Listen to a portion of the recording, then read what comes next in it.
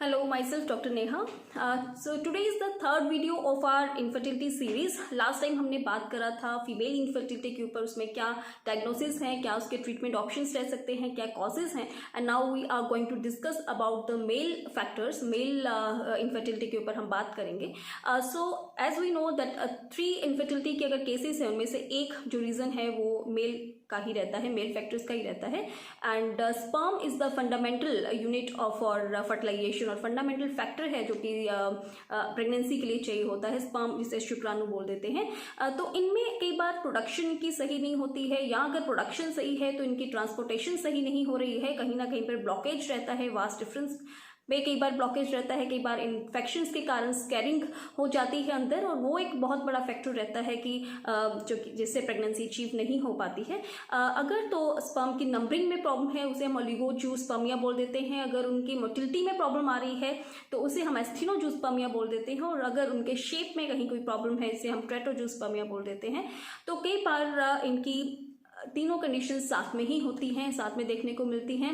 Factors specially medical factors बहुत बड़ा role play करते हैं. कई बार ड्रग्स ऐसे हम ले लेते हैं, वो drugs and diet role play करती है कि डाइट अगर आपकी अच्छी नहीं है या फिर ड्रग्स आप एनाबॉलिक स्टीरॉइड्स ले रहे हैं, वो भी रोल प्ले करता है स्पर्म काउंट कम होने का. एंड इन्वायरमेंटल फैक्टर्स भी हैं. तो मेडिकल फैक्टर्स में वेरिकोज वेन्स, अगर टेस्टिकुलर वेन्स जो है वो वेरिकोज वेन्स में कन्वर्ट हो चुकी हैं तो उससे क्या होता है कि टेम्परेचर राइज कर जाता है वहाँ टेस्टिस का, और एज ए रिजल्ट जो स्पर्म की प्रोडक्शन है वो ठीक से नहीं हो पाती है.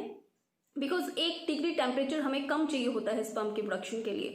एंड अगर इन्फेक्शन है टेस्टिस की, और चैक्टिस इसे बोलते हैं, या एपिडिडमाइटिस की कोई प्रॉब्लम है, उससे भी स्कैरिंग हो जाती है और उससे भी स्पर्म की प्रोडक्शन या ट्रांसपोर्टेशन में प्रॉब्लम आती है. इरेक्टाइल डिस्फंक्शन है या प्रीमेच्योर इजैक्यूलेटरी डिस्फंक्शन है, वो भी एक कॉज रहता है मेल इनफर्टिलिटी का. एज वेल अगर अनडिसेंडेंट टेस्टिस है वो एक रीजन है. एज वेल सीलिक डिजीज है जो कि एक इंटेस्टाइनल प्रॉब्लम है, इसमें digestion absorption of the food में प्रॉब्लम आती है, वो भी एक बहुत रीजन है जिसमें कि मेल इनफर्टिलिटी का एक रीजन है वो भी. एंड इसके अलावा इन्वायरमेंटल कॉजेस होते हैं, लाइक आजकल लैपटॉप्स, जैसे कि हीट जो है 1 डिग्री हमें कम चाहिए होता है स्पर्म प्रोडक्शन के लिए. टेस्टिस का जो 1 डिग्री टेम्परेचर है वो कूलर होता है, वो कम होता है. तो जैसे इलेक्ट्रोमैग्नेटिक रेज का इफेक्ट होता है कि जैसे लैपटॉप को लैब में लेकर वॉक करते हैं तो उससे जो रेज निकलती है वो हीट प्रोडक्शन करती हैं, जिससे कि स्पर्म की प्रोडक्शन अफेक्ट होती है. और as well tight clothings, right jeans and as well tight में जीन्स में जैसे मोबाइल हर टाइम रहता है तो उससे भी जो रेज निकलती हैं वो अफेक्ट करती हैं स्पर्म प्रोडक्शन में. तो ये रीजंस रहते हैं जिससे कि जैसे एक्सरेज का ओवर एक्सपोजर हो जाना, इससे भी छोटे छोटे रीजंस हैं जो कि स्पर्म की प्रोडक्शन को अफेक्ट करते हैं. ड्रग्स, अगर हम कई बार बॉडी बिल्डिंग जो करते हैं मेल्स, उसमें क्या होता है कि वो एनाबॉलिक स्टीरॉइड्स बहुत लेते हैं और वो भी एक रीजन रहता है मेल इनफर्टिलिटी का. एंड एज वेल टेस्टोस्टेरोन के कई बार इंजेक्शंस लिए जाते हैं, वो भी एक रीजन रहता है. एंड अगर आपको ओबेसिटी है, overweight is definitely the reason, main reason of male infertility nowadays. And stress ultimately अगर आप स्ट्रेसफुल रहेंगे तो आपके हार्मोन्स के ऊपर बहुत प्रेशर पड़ेगा. जो टेस्टोस्टेरोन है वो सही से बिल्ड नहीं हो पाएगा, आपका जो फॉलिकल स्टिमुलेटिंग हार्मोन है वो सही से नहीं बन पाएगा, और एज ए रिजल्ट स्पर्म की प्रोडक्शन सही नहीं हो पाएगी. Now the diagnosis, sperm analysis करते हैं.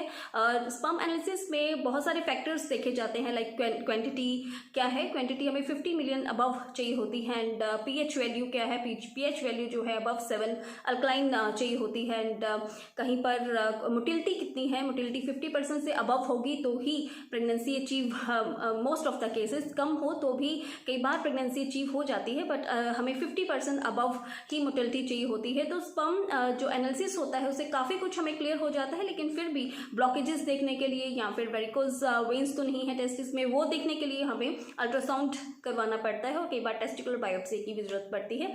ट्रीटमेंट ऑप्शन्स में ज़्यादातर केसेस जो है अगर आप अच्छी अपनी डाइट रख रहे हैं उसी से कवर हो जाते हैं.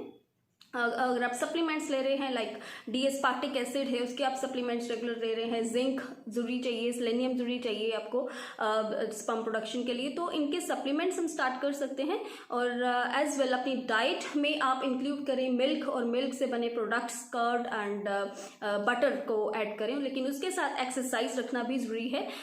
बट अगर फिर भी प्रेगनेंसी अचीव करने में प्रॉब्लम आ रही है तो आप असिस्टेड रिप्रोडक्टिव टेक्नोलॉजीज ART या फिर इंट्रायूटेराइन इंसेमिनेशन का हम हेल्प ले सकते हैं।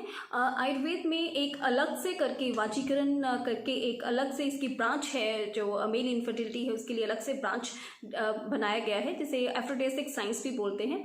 तो उसमें बहुत सारे हमें ऐसे मेडिसिन का बताया गया है कि जो हम यूज़ कर सकते हैं मेल इनफर्टिलिटी के ऊपर, स्पेशली अश्वगंधा, शतावरी, क्रोंच, मूसली और गोक्षुर, हर एक ने लगभग ये सुना होता है। तो इनका अगर कॉम्बिनेशन रूटीन में लेते हैं तो डेफिनेटली हमारे जो स्पर्म काउंट है काफ़ी ज़्यादा तक हमें हेल्प मिलता है, वो बढ़ते हैं। एंड इसके साथ उत्तर बस्ती है या फिर अनुवासन बस्ती है या फिर ऐसा जो ऑयल अनीमा जैसे हम बोलते हैं, वो भी आयुर्वेद में एक थेरेपीज आती हैं जिनका हम रेगुलर यूज़ करके काफ़ी हद तक क्वांटिटी को इंक्रीज कर सकते हैं स्पर्म्स की, एज वेल उनके जो स्ट्रक्चरल प्रॉब्लम है उनको ठीक कर सकते हैं, उनकी मोटिलिटी भी इंक्रीज कर सकते हैं। सो अगर कोई भी आपको इशू है regarding the female infertility, regarding the male infertility, अगर कंसेप्शन में आपको कोई भी प्रॉब्लम आ रहा है, आप हमें कॉन्टैक्ट कर सकते हैं, आप अपनी रिपोर्ट्स हमें व्हाट्सएप कर सकते हैं and we will definitely help you out there. Thank you so much.